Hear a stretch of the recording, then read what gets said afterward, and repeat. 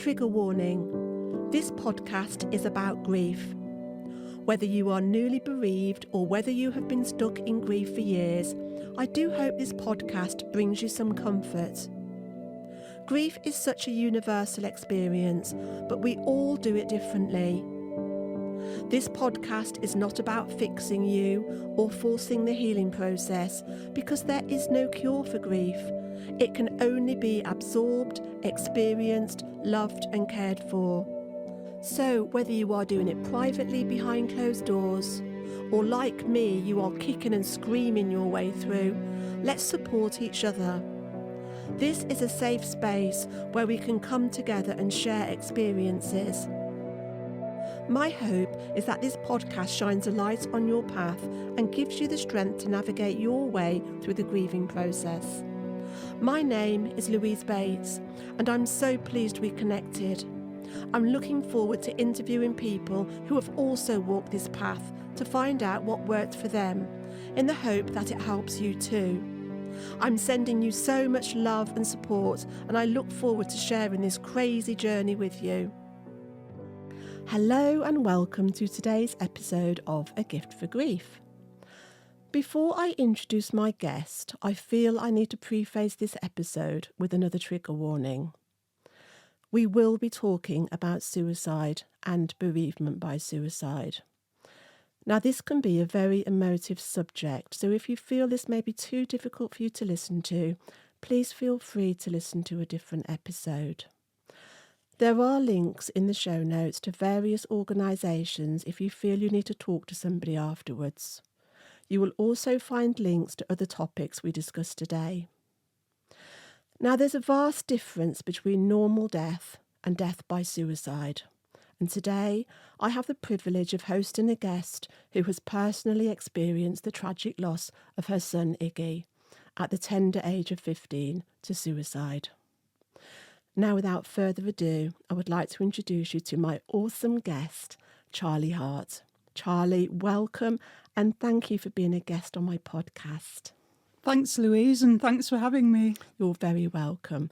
Now, when I asked you, Charlie, if you would like to be a guest on my podcast, I have to admit I was slightly nervous, because talking about grief and loss generally can be difficult. And your experience of losing your son is so traumatic, I wasn't sure you would want to share your story.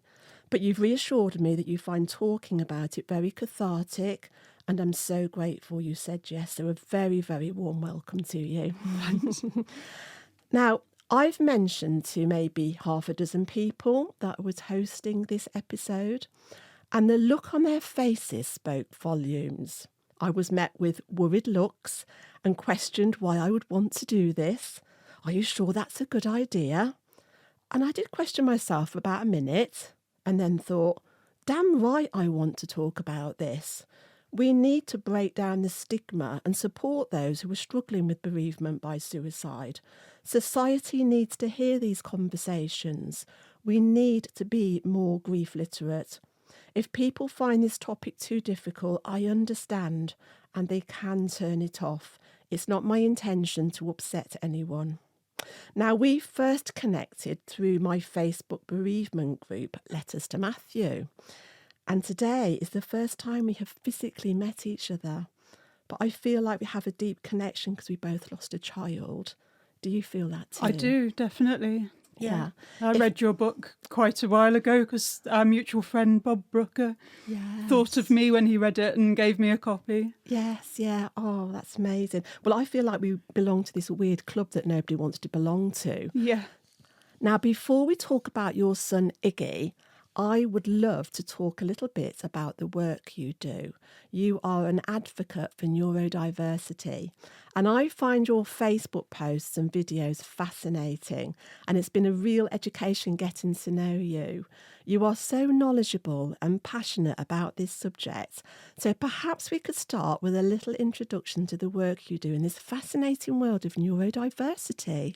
Sure. So my long-term career background has been in HR, in the technical side of HR. And then I discovered in 2018, when I was 42 years old, that I am autistic. And I found that out because Iggy at the time was going through quite a lot of anxiety, and he saw a child psychologist who talked to him about his anxiety and identified that the underlying cause of that was autism. And as she was talking, more and more pennies dropped, and I realised that it was the underlying cause of some of the issues that I've had throughout my life. So when I became diagnosed autistic, I then discovered actually autistic Twitter, where people talk about their first-hand experiences of autism, and then discovered neurodiversity. And basically that's a concept. It's short for neurological diversity, and it recognises that every human brain is unique and different with its own strengths and challenges. Some brains have things in common, like autistic brains and ADHD brains, but every individual is wired differently, and that's a strength for humanity and not a deficit. Absolutely. So different neurotypes include ADHD, autism, dyspraxia, dyslexia, Asperger's, Tourette syndrome.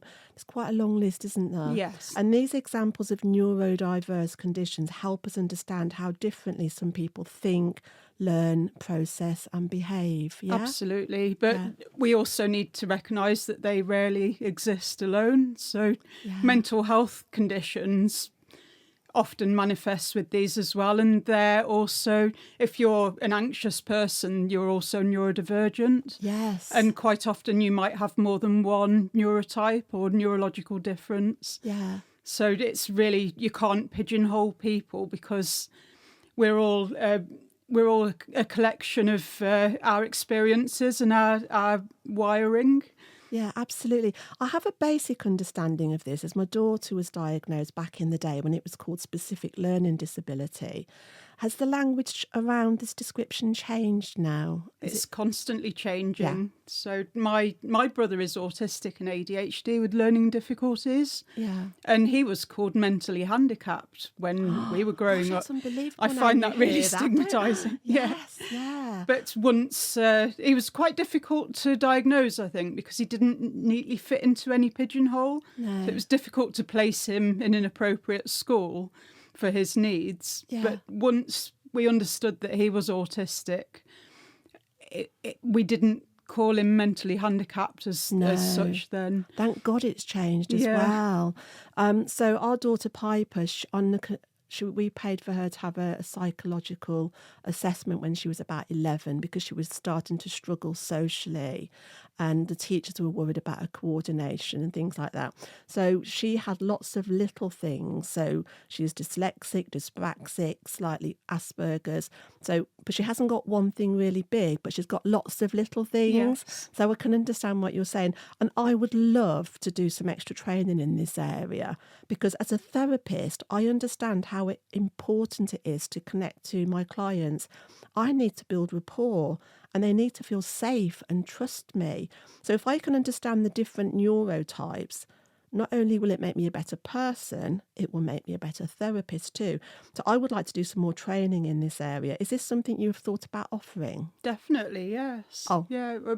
Although I can teach theory and employment legislation and things like that, because people need to know how to navigate the workplace without discrimination. Yes. But also it's really important to understand that everyone's experience is unique. Yes. So, for example, I'm autistic.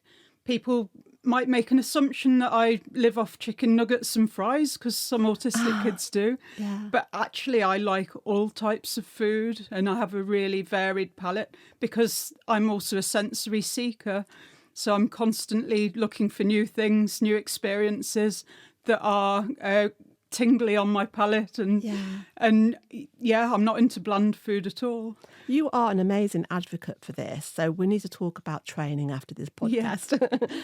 So Charlie, can you tell us a little bit about your son Iggy and what life was like for you and your family before he died? Yes.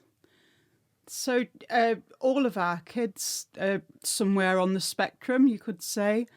But between my husband Si and I, we had 4 kids. So 2 boys and 2 girls. Yeah. And all of them autistic, but not diagnosed at the time. Sai's child was diagnosed autistic age 6, and I think we assumed that the others were neurotypical, although that we didn't know about that language until I discovered neurodiversity. I'm a bit all over the place here, but when Iggy was in middle school, he started to have a lot of problems with friendship groups, and also bullying. So some of the kids would call him weird and treat him like he'd got some kind of infectious disease and run away from him.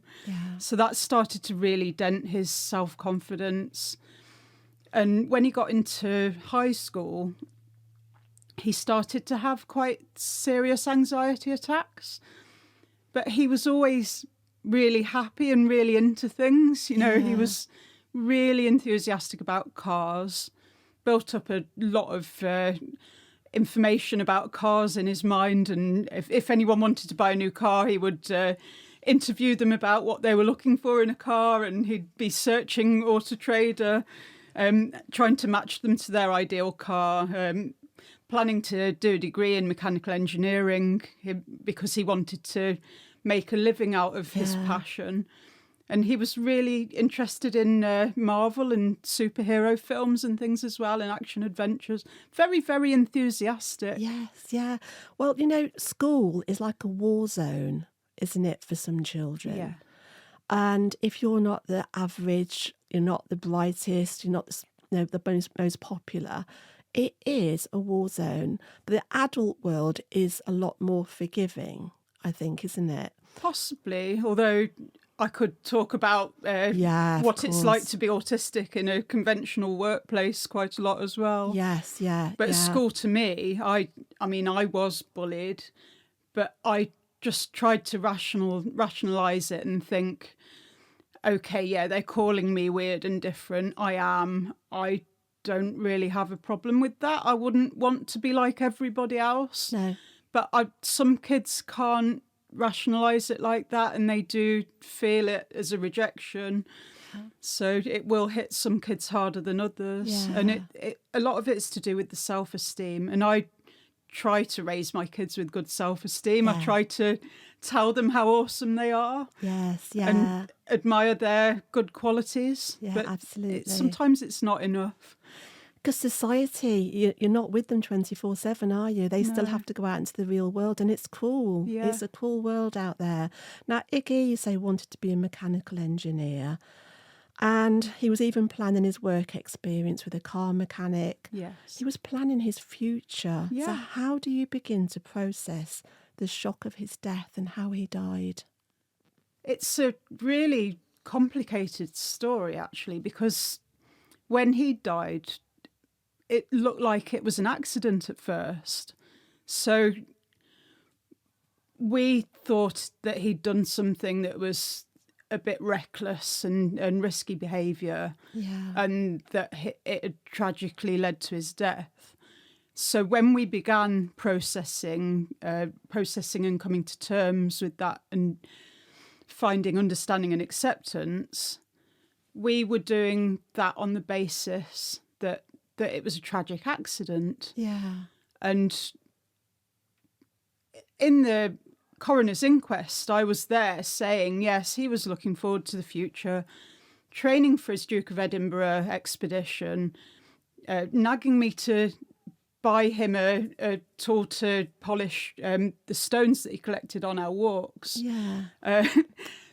Filling in the forms for his work experience, looking forward to Avengers Endgame coming out, all kinds of forward-looking things. And although he knew he was autistic and he struggled with anxiety around that, we thought that he was happy in himself. So there's me in an inquest telling the coroner this. The coroner looked at the information from the police and listened to what I had to say, and ruled that it was probable that what he did was deliberate, but the fact that it led to his death was an accident. Okay. So we had a verdict of accidental death.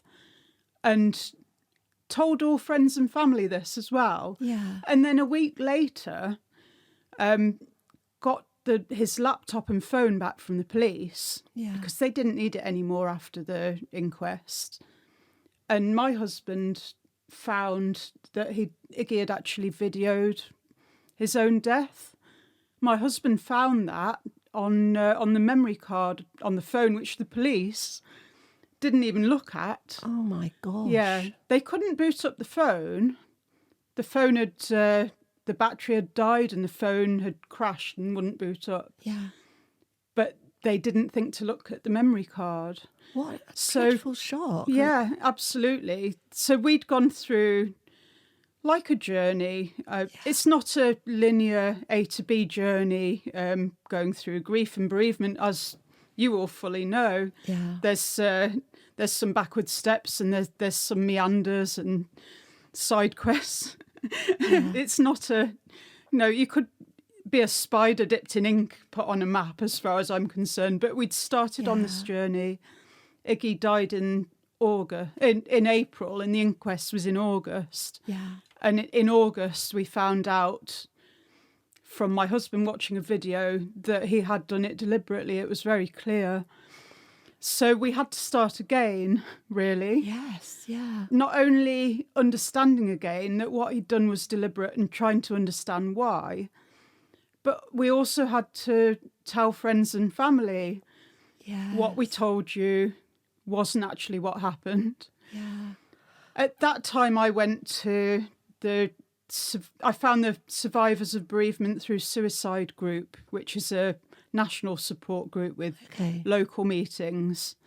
And I went to that, told this story there, and it was really eye-opening because there were about 20 people in this support group, all telling their stories.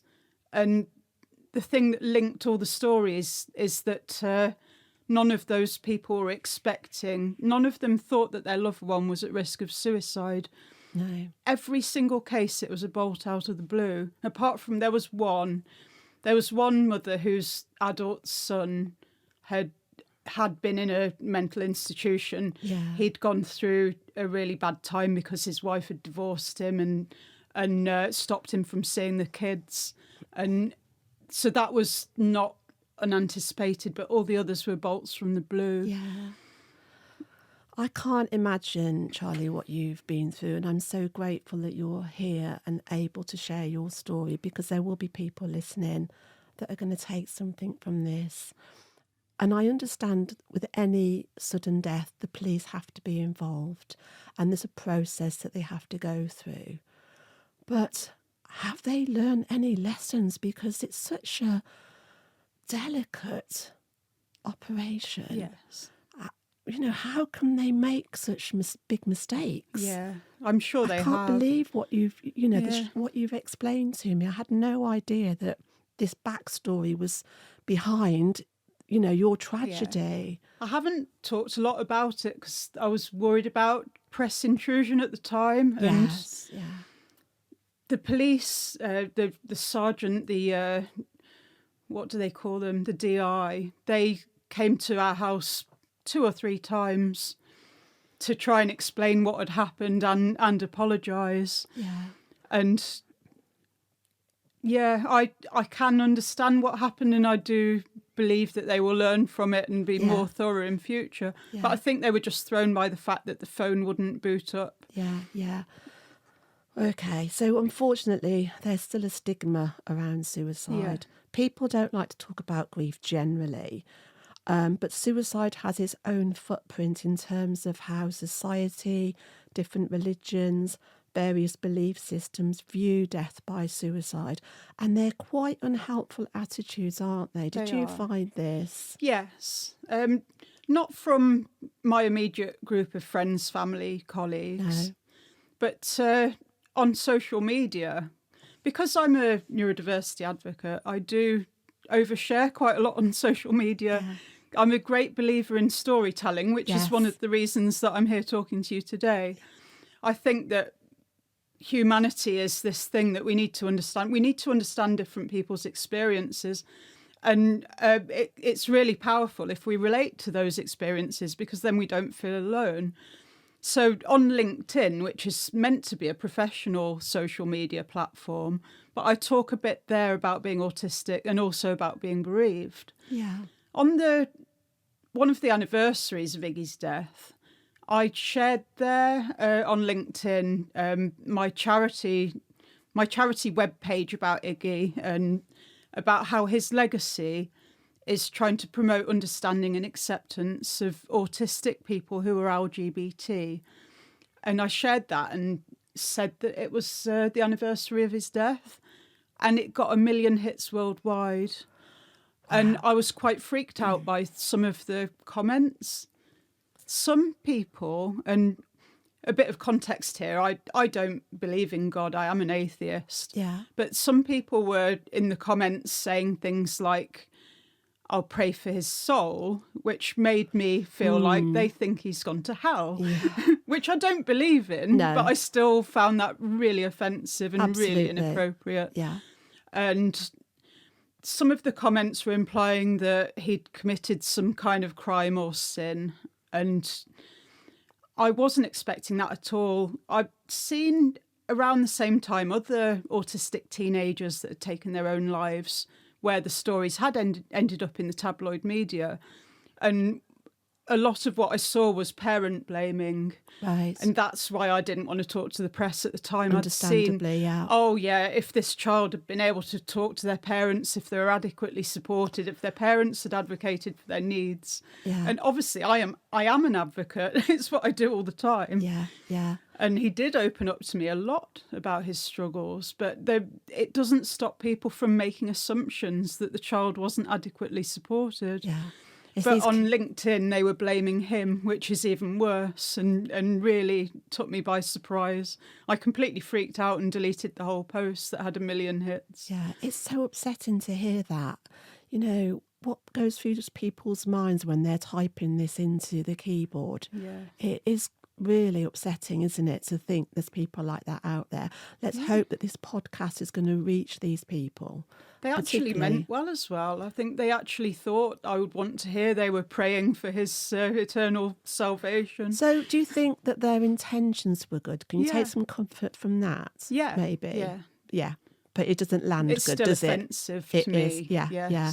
Now, this must have all complicated your grief, the fact that, you know, you thought it was death by misadventure, and then you found out that it was suicide, and then with social media and the comments, you know, I think it's important to mention that there are many types of grief, including traumatic grief, which I'm sure you certainly experienced. Yes. But many people are not aware of disenfranchised grief, which is very much a feature when you lose a loved one by suicide, and that can be because of the stigma and lack of societal recognition or support. You may feel that society isn't accepting death by suicide, and this makes it difficult for people to openly mourn their loss. And this complicates the grieving process. So I imagine you've had a mixed bag of different types of grief to contend with, which you're probably still processing. Do you feel this? I do. I think, though, that the biggest thing that complicates my grief journey is that I'm autistic. And this is another thing that's really important for therapists to learn about. Yeah. Quite often, autistic people have a condition called alexithymia. I've never heard of that before. Yeah, and every therapist should know about this. Absolutely. Yeah, it basically means you're not in touch with your feelings. You struggle to identify and name your feelings. So it can come across like we don't care. Yeah. Or that our feelings are blunted and that we've put up a lot of walls. But it isn't a conscious thing. Yeah. It works in my favour sometimes because it does mean that I can talk about bereavement and grief and losing my child. I can talk about it in podcasts and meetings and to friends, and I can get the words out. Imagine a imagine an ocean that looks completely still on the surface, but underneath there's a tsunami brewing. Yeah. Yeah. And then later on it hits. There's a deluge of feelings. That's what it's like with alexithymia. Yeah. So the still waters run deep. Yeah, yeah. It's really interesting because over the years, I've had clients that have come to me with issues. I do this tapping therapy, this EFT, Yeah. emotional freedom technique. And it is about connecting to your feelings, any negative feelings, heavy feelings, and releasing them and letting them go. So for people that find it difficult to connect to their feelings, I would always say to them, how do you know this is a problem?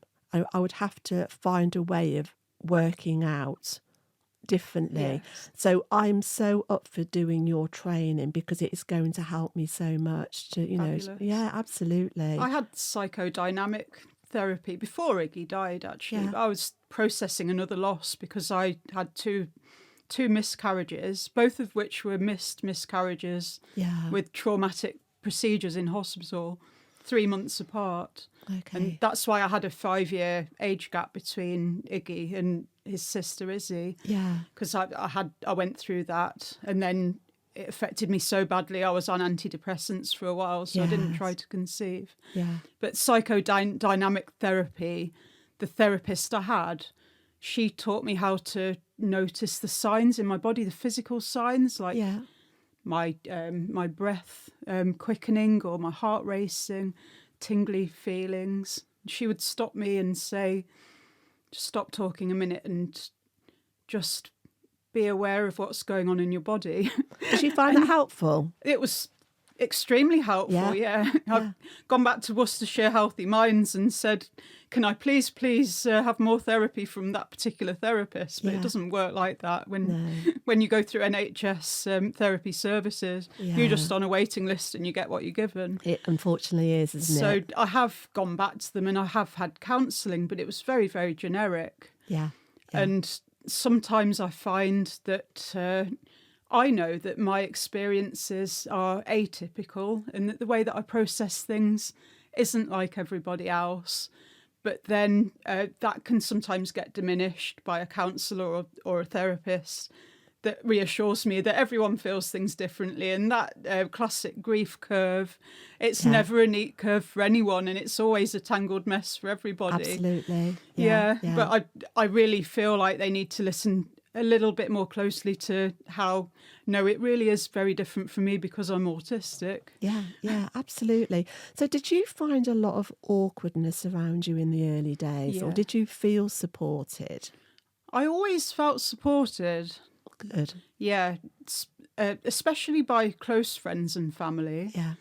And what was awkward is acquaintances and friends that weren't so close because they'd never know what to say.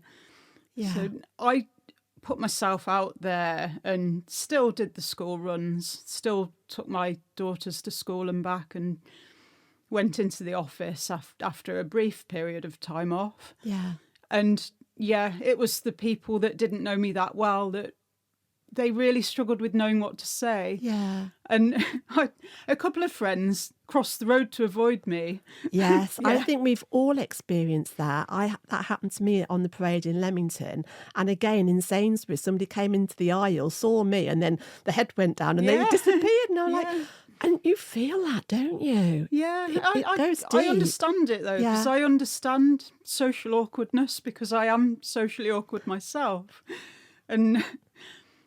But yeah, it can hurt. I had one friend that walked past me and blanked me a couple of times. And then the third time she walked past me, she just put her hand out and just pressed her hand on my shoulder and gave me a knowing look.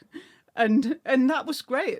Yeah. That's very comforting, isn't it? Absolutely. Yeah. So what words would you choose to say to pass on your condolences to somebody grieving? If you got like the magic word, because it's so hard to get it right, isn't it? Yeah. I really don't know because it depends on the individual, but I'm so sorry is what I tend to say. Yeah. I think anything, even if it sounds clumsy, is better than saying nothing. Yeah. sometimes, people can say something like, I used to hate it when people said, there's always a reason. Oh, yeah. No, there isn't. There is, yeah. I think there is a reason when you lose somebody to suicide that is bullied at school. Yes. There is a reason. Well, yeah. So what I try to do is just little baby steps towards trying to make society more inclusive and more accepting of human differences. Yeah. But, I mean, people say different things and they don't always land well, but what's important is to read the intention rather than the words. So if I have a religious friend that says God's looking after your child in heaven, I'm not going to react badly to that, because if they believe that, that's okay. They mean well by saying that. I will pray for your son's heavenly salvation, though that I find that offensive. But it's better to say anything than blank somebody they've already lost a loved one. They don't want to lose their friends as well. Absolutely. I mean, I remember somebody saying to me when they found out that Matthew died through kidney cancer, that, my cat died of kidney cancer. I was like, oh, well, that's a conversation killer, isn't it? It's not really letting me open up about what, but at the end of the day, that person was just wanting to connect with me on some level. So their intentions were good. That's a really autistic thing as well. Yeah. It's quite common when you're autistic and somebody shares something they've been through, that you share a similar thing you've been through. Yes. And neurotypicals can find that rude and self-centered. Yeah. But actually it's something autistic people do to relate to each other and connect. That's so interesting. That's so interesting. So our losses are very different, but what we do share is the pain, the emotions that come with losing a child. But how would you describe your grief to somebody who has never had a significant loss? It's really difficult, because it's when Iggy died, he stopped being tormented by bullies, and I just remember him as being 15. Yes. So I tried not to, well, I don't even try, it's not a conscious thing. I don't dwell on the tragedy of his loss, and I look back with nostalgia. So it's like he's still with me. I've got his picture on the wall swinging on a rope swing above the canal on one of our DOV training walks. And it's almost like he's there with us watching programme. Yeah. If there's a TV series where it's a show he really liked and there's another series coming out, I kind of think that he's still watching us with us. That's beautiful. That's lovely. But what's been really hard for me is the trauma. So it isn't just about bereavement and loss and grief and not having my child grow up with me. It's also the circumstances around his death and how I found out about it. Yeah. And they were actually major traumas. Absolutely. So I have got complex PTSD, and I already had it, but it had been treated with psychodynamic therapy, and now I have it again, and that is something that's going to be with me forever, I think, and it has a significant impact on my life. It's one of the reasons that I've quit my day job in HR to go self-employed. I need a lot of self-care, and I need to be able to look after myself and take as much time as I need if I hit a trigger. Yeah. And people think that things like birthdays and anniversaries are hard. They're not. That's a real misconception to me. When Iggy's birthday's coming up, I plan for it. I decide something like I might be painting some rocks and scattering them around, like life-affirming rocks. I might be going on a long walk to retrace the steps of one of my walks with him. Yeah. I've got a near photographic memory and a really detailed autobiographical memory, so I can retrace the steps and play back the conversations. So this is something I really enjoy. It brings me comfort. What I can't cope with is the unexpected triggers that hit me like a truck. I can be fine and going about my life, and then see some kids in the DV training expedition. Yes. Yeah. Or see kids getting off the bus in the same uniform that he wore. Yeah. And things like that are harder for me to bounce back from. Yeah, because we don't see them coming, do No. we? And they're, I'm not it can be a prepared. song on the radio. It can be a smell. It can be all sorts of different experiences. And then it's like, bang, it's there back in your face again. And it's that rawness of grief. And sometimes I'm 6 years down the line from losing Matthew. And sometimes I still get, oh my God, that really happened to our family. And, I'll probably always feel like this. We're going to carry this grief with us for the rest of our lives. And I don't want, in a way, to let my experience of grief go. Yes. Do you feel like that's something you'll always... To me, the grief is the word grief is a heavy word. But for me, it's love. Yes. It's the love that I have for Matthew. It doesn't stop because he died. I still carry that. It's just called grief now. That's really relatable to me. Yeah, Iggy's with me and I love him. Yeah. And yeah. I don't identify as a bereaved parent. It's not I didn't choose it, and it's I don't talk about it usually. But it is love. Yeah. And he's still with me and he always will be. But the trauma and the triggers are a lot harder to shake. Yes, yeah. And different people react to things in really different ways. So maybe there's somebody out there listening to this who thinks, I must be some kind of cold-hearted, callous person because I've lost someone I loved. And I don't wake up and think about them as soon as I open my eyes every day. Sometimes I'm getting on with my life, and they might feel a bit of a martyr about that. But I need to actively decide I'm going to sit with this and reflect and think about Iggy. Yeah. I can compartmentalise it and get on with other stuff. Yeah. It's really hard to do that at first. And particularly with visual flashbacks as well. It was a mistake to go and see Iggy in the Chapel of Rest because I have a photographic memory. Yeah. So I went through a phase where I would wake up in the morning and picture him lying there in the Chapel of Rest. Yeah. Which was a really bad idea. But you wouldn't have known that. If you hadn't have done it, you might be going, oh, I wished I'd gone. And it's really hard to know what to do, isn't it? My husband, Si, when his dad died, and that was sudden. It was a heart condition, and he was only in his 50s.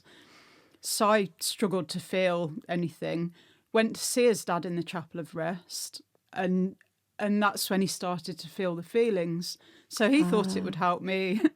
But he doesn't have the mind's eye, because some people do and some don't. Yeah. I can picture things in vivid detail in my mind. Other people have got no mind's eye. There's a word for that, aphantasia, I think it is. Yes, yeah. Yeah, so Si doesn't have that mind's eye. And yeah. Yeah, I'm a very visual person. I can visualise things quite easily. And like you, I remember certain things. They just never fade, images that just don't fade. And that can be a good thing and it can be a bad thing as well, can't it? It's a gift and a curse It for me. My absolutely photographic is. memory, it makes me really good at my job. It makes me really prone to PTSD. Ah, interesting. Yeah. So, Charlie, can you recommend any books or films or podcasts or groups or anything that you can recommend to help other people out there that are going through a bereavement? Yes. This is a bit unconventional probably, but there's a series on Netflix which is a dark comedy called Dead to Me, and it's about a woman who lost her husband. But when I felt, with my alexithymia in the early days, when I felt like I was being cold-hearted and not feeling the feelings enough, I used to watch that, and the floodgates would open. Wow. It was a comedy, though. Yeah. A comedy with sad bits, but that's how I work. I'm a very tragic comic kind of person, and my gallows humour shocks a lot of people at times, but to me that really worked. It made me laugh, it made me smile, it made me cry, it made me feel all the feelings. And then that was really cathartic, and I felt a lot more human and a lot more in touch with my feelings. Yeah, I've not heard of that. I'll have to check it out, and I'll pop that in the show notes as well. So, where are you and your family now in your grief journey? How are you getting on? The biggest challenge now is worrying about our daughters, because they're autistic as well. And one of them's in high school, the other's going to be in high school in a couple of years. Like Iggy, they're both autistic and LGBT. And unlike Iggy, they wear their LGBT status as a badge of pride. Yes. And they think it makes them awesome, which is brilliant. And it is awesome. And that's how I approach it as well. I'm autistic and I'm bisexual and pansexual, and I talk about it a lot. And if anyone thinks that makes me less or a bad person, well, tough, I'm happy with me. My daughters have taken on that attitude really young, so I'm quite worried that they will get bullied. Okay. But the fact that they have that foundation of self-belief and knowing that they're awesome and that you don't all have to be the same and that different is okay is good. But I am really worried that they are sensitive, and I'm worried they'll get bullied and that they will take it really bad. And I want them to survive to adulthood. So if one of my daughters has a bit of a mental health crisis, I feel it with them, and I'm absolutely at my wit's end. I can't cope with it at all. So, understandably, after what you've been through, that makes total sense. Well, let's hope people out there listening, it's such a powerful message to get out there. So how do you keep the memory of Iggy alive, and do you have any family rituals or special ways to remember him? Yeah, there's a variety of things, but after the first anniversary of his death, I started to paint rocks. So they're painted rock. I notice you have some on your doorstep. I do, as well. yes. I'd have brought you one if I'd known. Ah. Yeah, but I created a Facebook group called Iggy Rocks. Yeah. And basically, it's painting rocks that have things that he loved. So I did a Deadpool rock, I did a racing car rock and things like that. But some of them are just pride flags or affirming messages like different is okay and you matter. And I painted about 50 of those on for the first anniversary of his death. Yeah. Unfortunately, I couldn't go and hide them for people to find because of the first pandemic lockdown. How but annoying. I did on his birthday that year. Yeah. So that would have been his 17th birthday, so he would have been driving a car. Yes, yeah. So I did a really long walk, retraced the steps of a canal walk that Iggy and I had done, and I hid these painted rocks on lock gates and various things. He would always cross a lock gate and go and have a look at the other side of the canal, so I did that as well. So I was doing the things he would have done. I didn't get as far as swinging on the rope swing above the canal because I'm a bit afraid of heights. Oh. But on the second anniversary, my parents and my brother joined us as well. Yeah. I painted a whole batch of Samaritans, painted rocks with the Samaritans' phone number on the back. Oh, what a fab idea. My mum did this, I think it was 100,000 steps for the Samaritans or something like that month. And it just coincided nicely with Autism Awareness Month and the anniversary. And so my family and I went for a walk along the Tardy Big Locks and hid these rocks. Yeah. I think that's such a lovely thing to do. I also paint rocks. And every year we go down to Linton and Lynmouth and I place a rock there because it's a special place that Lovely. When the children were small, we used to always have an annual sort of bucket and spade holiday down in North Devon. And they used to love walking up the river on the rocks. And it was just a really special place. So we do that every year.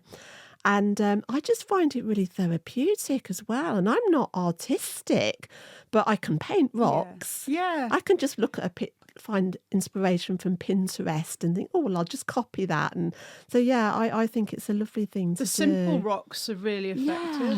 Yeah. Just a simple rainbow or something. You don't even need to know how to drive a paintbrush because you can buy Posca paint pens or metallic markers. Yes, I've got a collection They're of so those. easy. Anyone could do it. It's amazing, isn't it? Yeah. People say, oh my gosh, you're really clever. Look at that. And I think if only they knew I did that with a pen and a really fine tip, and because I write on them as well. And so, yeah, I think it's a lovely thing to do. On his birthday, we tend to do a day trip where we do something that he used to enjoy, like going swimming or trampoline park.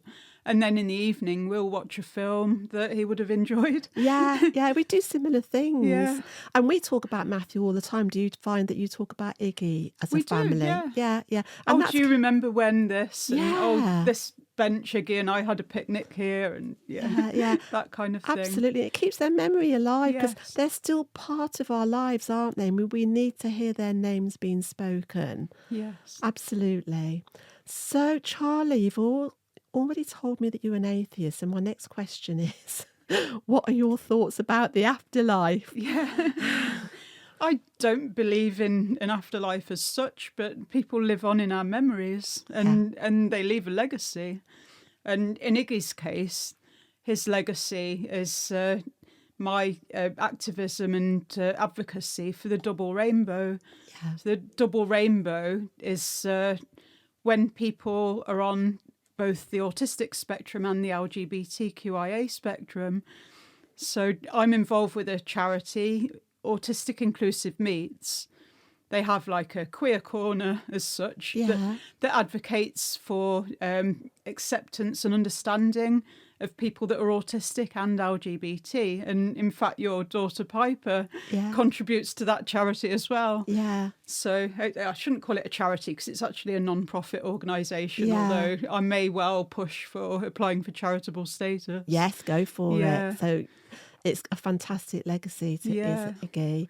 So as an atheist, this is going to be a weird question. If you could give Iggy a message now, what would you say? Do you know what I sometimes do? His Twitter account is still live. Yeah. I sometimes DM him. Brilliant. I love that. I mean, it might get taken away at some point because I think they do take down the legacy accounts eventually on social media. Yeah. But I'm still thinking of you. I watched this film I thought you'd like, and you'll be proud of your sisters. Yeah. I love that. Yeah.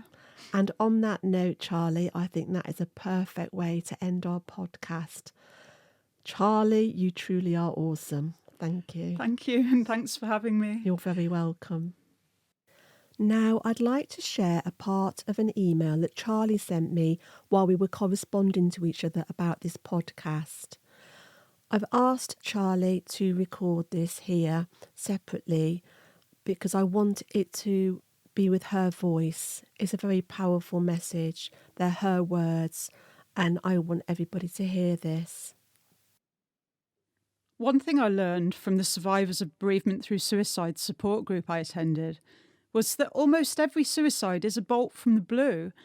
It doesn't necessarily follow depression or suicidal ideation.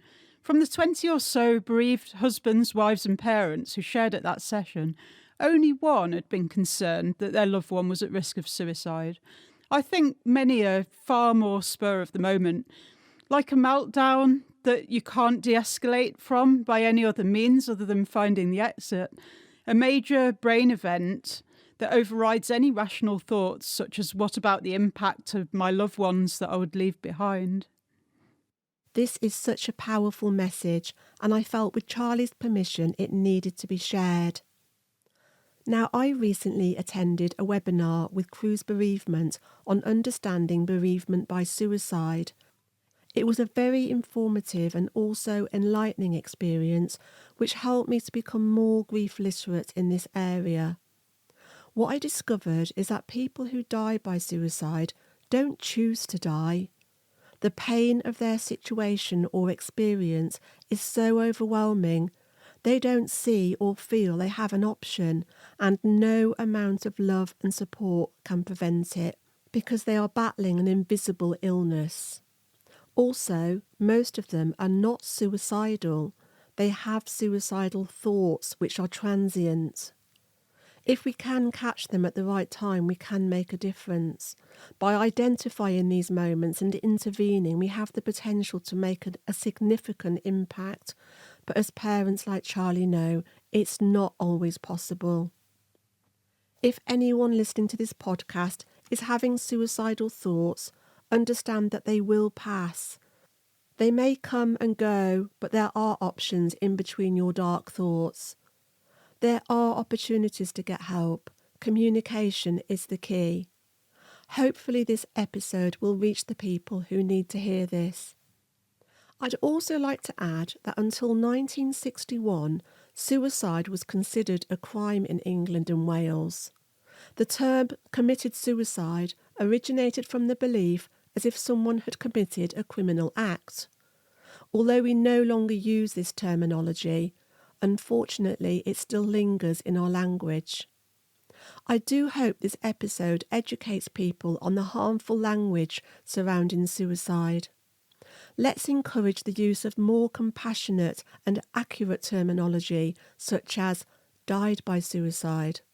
Let's work together to break down the stigma and support those who are struggling with bereavement by suicide. Thank you, Charlie, for sharing your experience. I'm sure Iggy and your family will be very proud of you, and your story will not only give hope to others that life can go on after such an enormous tragedy, your story will also help people to become more grief literate.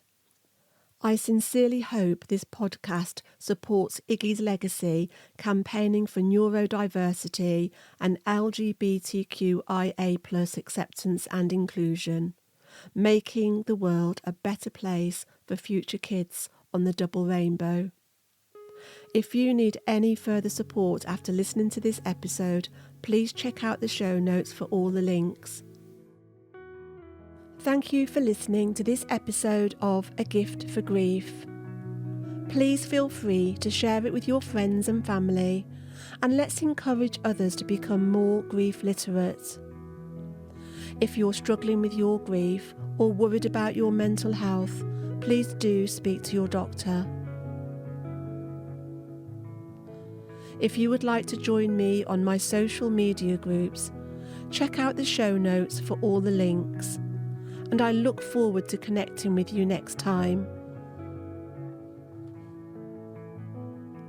The music on this podcast was written and recorded by Matthew Bates and can be found on his 2 albums, Fight Back and Kaleidoscope.